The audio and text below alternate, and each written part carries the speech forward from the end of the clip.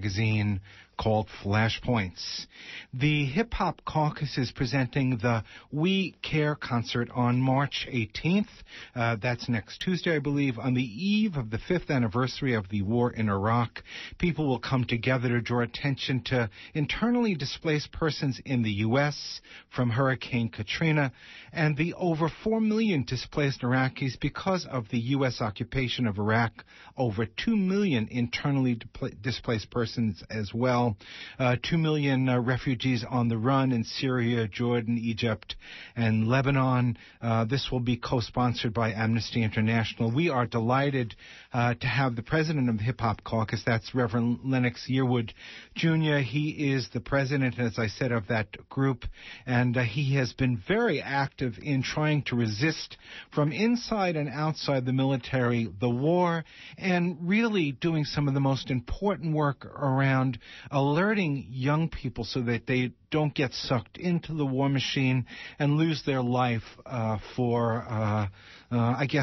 spilled their blood for oil. Reverend Lennox Yearwood, welcome back to Flashpoints. Thank you for having me. Good to hear your voice again. Well, it's good to have you with us. And first of all, say a little bit about this war. We've heard a lot. It's almost become treasonous to say that the surge isn't working. You want to give us your assessment of where this war is now? Is there something working that we haven't heard about? Well, obviously, as most of your listeners know, this war was flawed from the beginning. And let me just say this, as I am talking with you today, that 3 U.S. soldiers were killed today, which brought the total as we know it to 3,987. That's so many young lives who have lost their lives for a lie. And so, as far as the surge is concerned, we knew a while ago that when generals lie, soldiers die, and that's continuing. I mean, today, 3 more soldiers have lost their lives. 5 lost their lives on Monday. This madness must stop. And not only just the American lives, but then close to, in some cases, more than 1 million Iraqis have lost their lives. And so as we approach 5 years of this madness, this 5 years of trying to work on our addiction to oil, it really is time that we cannot get tired, that we must be long-suffering, and we must continue to fight against this. I've done it inside the military when I was a U.S. officer. I've done it outside, and I will continue to.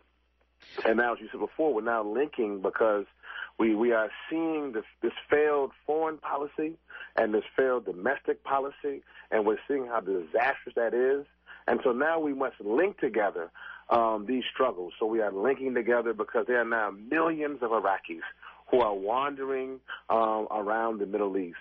It would be the equivalent to imagine if everybody who was in Nevada, everybody who was in Oregon was displaced and they all moved into California. I mean, that would be it would have such a huge strain on the state of California that it would cripple it. I mean, the healthcare system, the educational system, every aspect would be crippled. And that's what we are doing to sometimes our allies, like in Jordan and Egypt.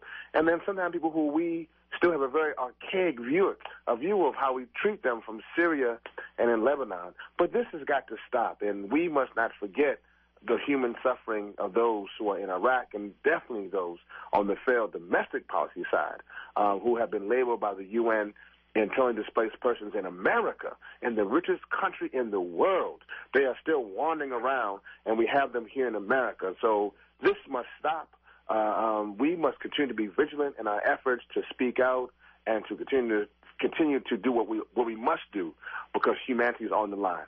Let me play devil's advocate for the young people. What the hell does Katrina really have to do with us, and what does Iraq have to do with us, and what the heck do they have to do with each other? Well, why would that doesn't make any sense? Well, actually, it makes a tremendous amount of sense.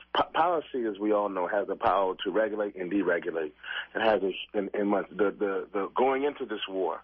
Obviously, the funds to go into this war, we are now approaching $3 billion a week, $12 billion a month, $500 million a day.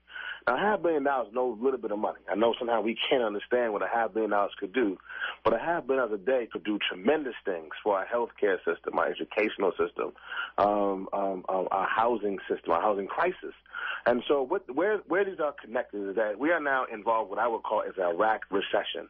And so all the money, this $12 billion a month, which is going over into this illegal and immoral war, could be used here. And on top of that, this war was not fought because we were threatened in any capacity. All the lies have been revealed.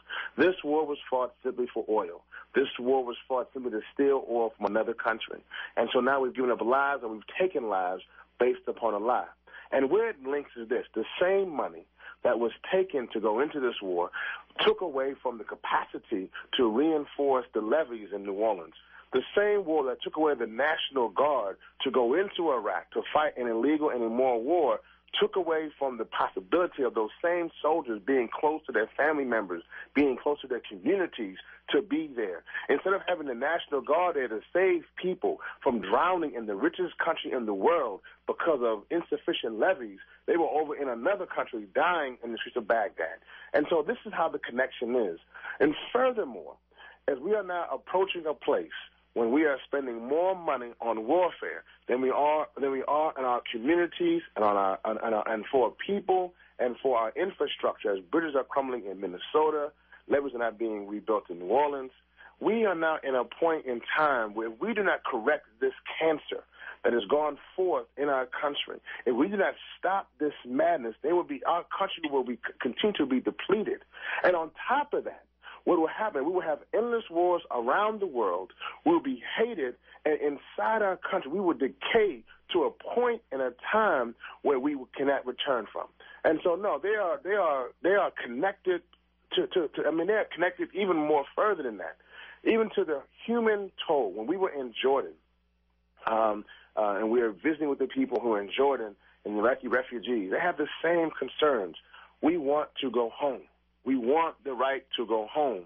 We don't want our cities and our country to be stolen from us. We can't drink the oil. We want schools for our children. We want health care. They're displaced by our madness. They want the same things. And when you go to New Orleans and you go down to Common Ground or other places who are doing phenomenal work, or when you go around the country and they are displaced, they want the exact same thing. Humanity is very similar. And because of this madness that is being put forth by this Bush regime and by this Bush policies, we have to recognize that we must fix that problem now. You're listening to Flashpoints on Pacifica Radio. We are very happy to have speaking with us Reverend Lennox Yearwood, Jr. He is the president of the Hip Hop Caucus.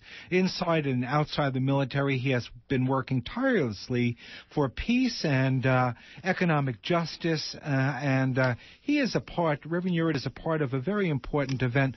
Let's just talk a little bit about what's going to happen on the eve of the 5th anniversary of the war. I believe next Tuesday you're going to have what you're calling the We Care concert. What's the concept, along with Amnesty International?